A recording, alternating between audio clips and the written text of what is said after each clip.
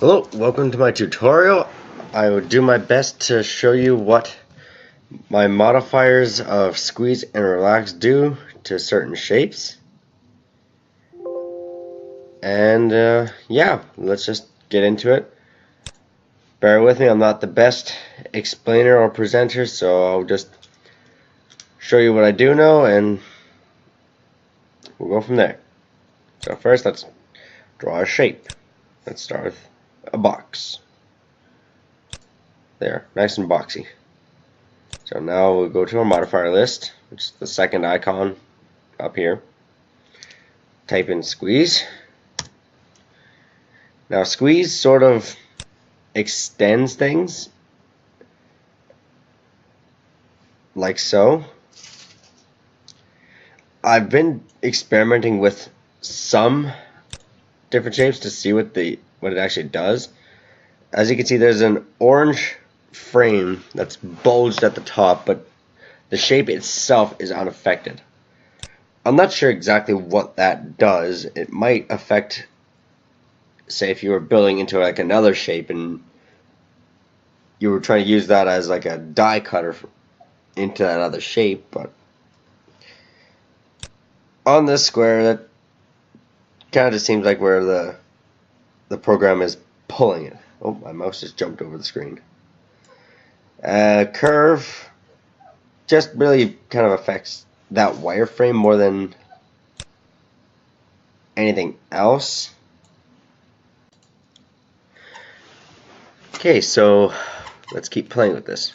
Let's get that out of the way. Okay, whatever. Please ignore my dog in the background. She wants to be a part of this. The radius squeeze, which is essentially the radius, even on every shape, does seem to do a lot more, at least noticeably expanding or literally squeezing the shape into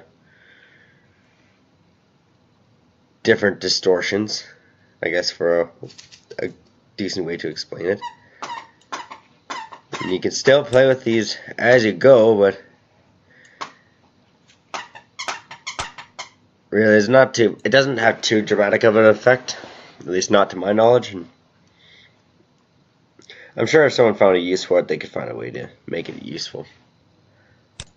Oh, I shouldn't have deleted that. Anyways, let's try this next modifier, the relax, on the same box.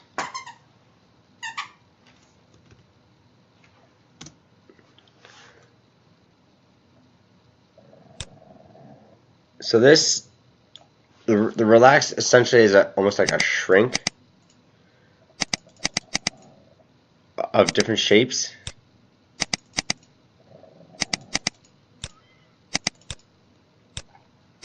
I mean, yeah, that's really all it does. Is you can think of it as a sort of a shrink ray, as opposed to rescaling things. At least that's how I've come to find it. Hi, Roxy. Hi, puppy dog. Yes, my dog is named Roxy. What a coincidence. Alright, let's try a sphere. This will be the squeeze. This one is a bit more noticeable. It sort of turns into like an egg or like a I want to say a candy shape, if you know what I mean, just because of that kind of crater-like ring it makes.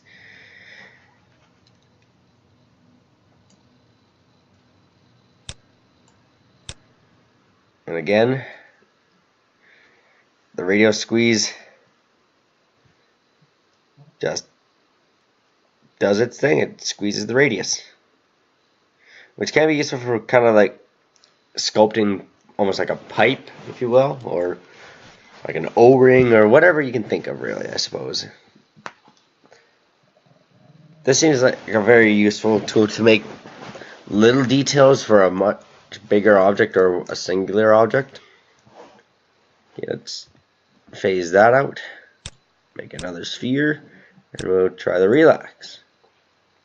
Again, I expect it to do more little things than, wow, impressive things.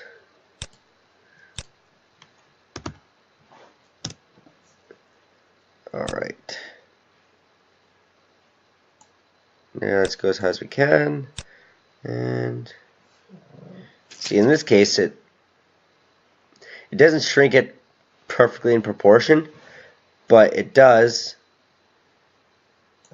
sort of turn it into that kind of egg shape that the squeeze had done earlier.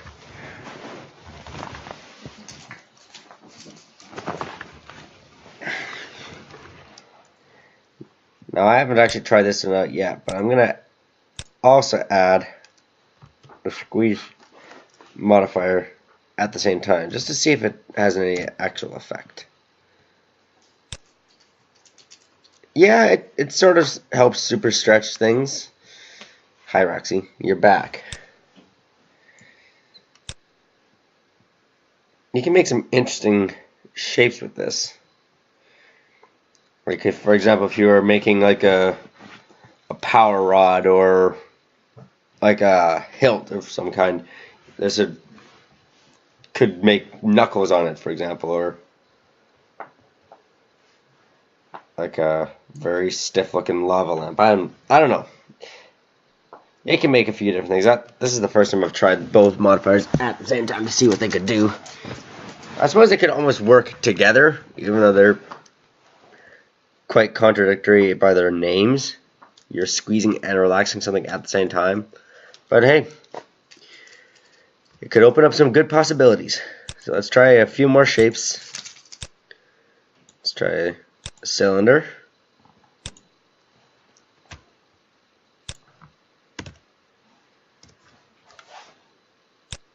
And again, it sort of stretches that. But in this case, it creates like a point, almost like a crayon or a missile, which is kind of neat because it's a very basic function off of a very basic shape that you don't have to do too much to, and it already has, you know, some easy details for you to use.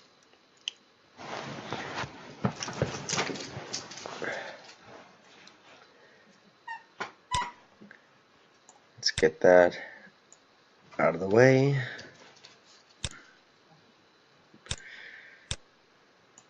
Yep. Relax. We love to relax our shapes. Now this one is kind of interesting to me. When I did that sphere earlier, and I said it looked kind of like a diamond or a pill sort of thing. I might have said something different, but anyways. What this modifier did to this cylinder reminds me of like a power-up from like a Nintendo game, where it looks similar to the Sims logo, like that green diamondy shape. Oops, I'm hitting the wrong button there. Oh.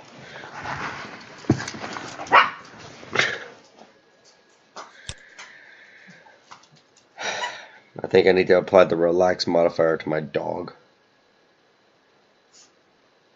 Now let's play with this teapot here. Let's see what that will do. Squeeze. It stretches the height, makes it taller, or you can make I guess a chintzy looking genie lamp. Oh yeah, look at that. Or you can make some really funky looking pots with it.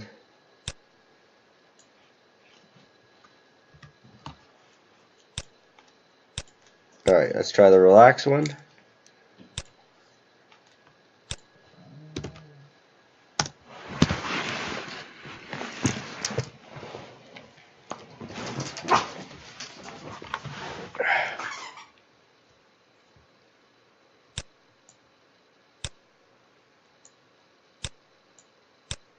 Oh, there we go. Whoa, look at that.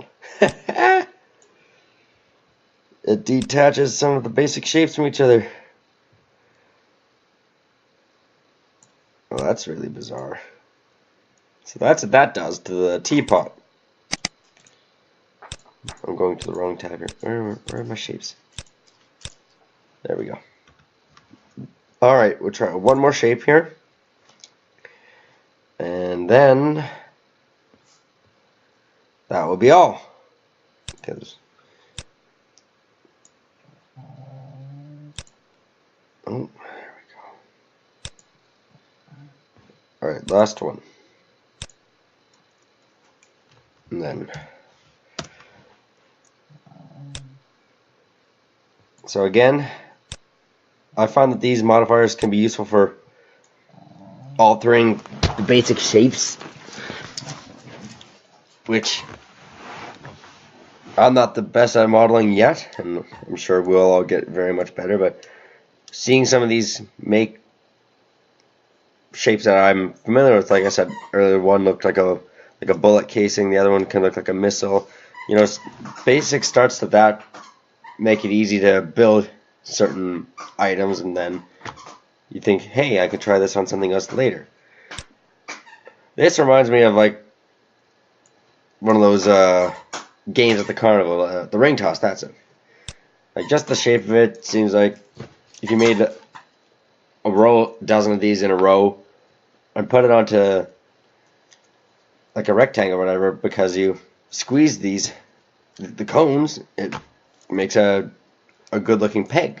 Or you want to make like a coat rack, like an off in the distance room coat rack or something, you know, use these as little pegs.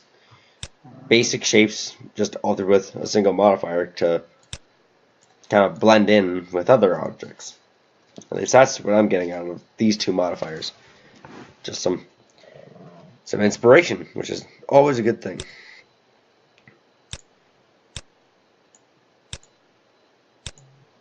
And we'll go to the relax.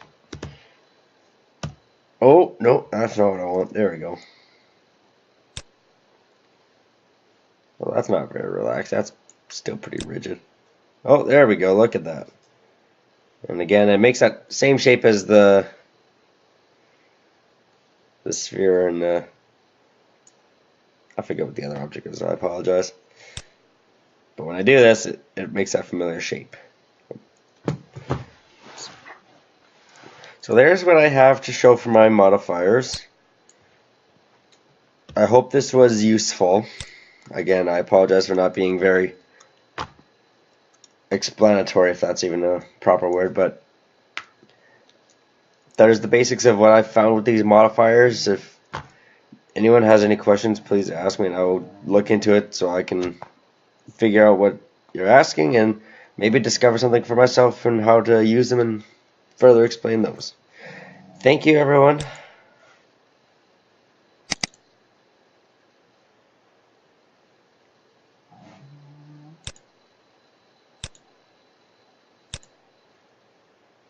Oh, there it is.